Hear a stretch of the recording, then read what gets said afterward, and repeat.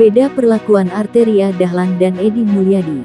Di mana keadilannya sudah menjadi rahasia umum jika penegakan hukum di Indonesia terkesan tebang pilih. Kok Edi Mulyadi langsung diproses hukum? Apakah kena Arteria Dahlan Komisi 3, anggota DPR, PDIP, partai penguasa, apa seperti itu? Kenapa terjadi tebang pilih penegakan hukum di Republik ini? Ini kami keberatan. Dengan kasus yang sama, namun mendapatkan perlakuan yang berbeda. Hal ini terjadi lagi dalam kasus rasisme yang dilakukan oleh dua orang warga negara Indonesia, yakni anggota DPR RI, Arteria Dahlan, dan mantan wartawan, Edi Mulyadi. Rasisme yang pertama dilakukan Arteria. Dia menyinggung perasaan orang Sunda. Hacker itu ngomong pakai bahasa Sunda. Ganti Pak itu. Kita ini Indonesia, Pak.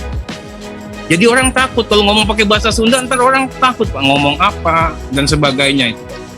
Lalu yang kedua dilakukan Edi Mulyadi. Ia menyinggung perasaan orang Kalimantan. Bisa memahami nggak?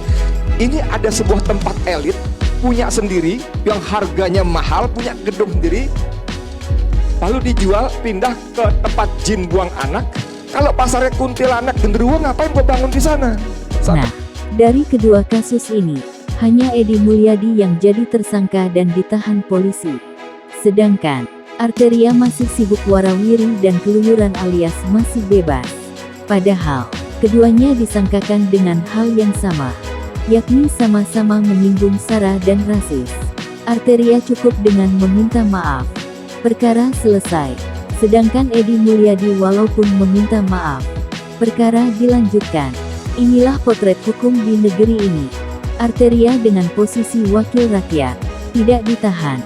Berbeda dengan Edi Mulyadi dengan posisi rakyat biasa. Ia ditahan.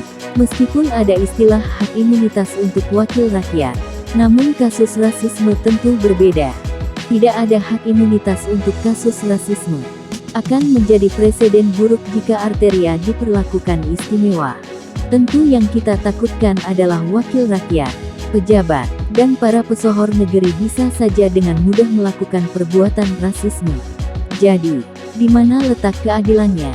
Di mana semua orang sama di depan hukum? Apakah hukum bisa membedakan antara wakil rakyat dengan rakyat biasa? Benar juga kata kebanyakan rakyat biasa kalau hukum di Indonesia itu tajam ke bawah dan tumpul ke atas.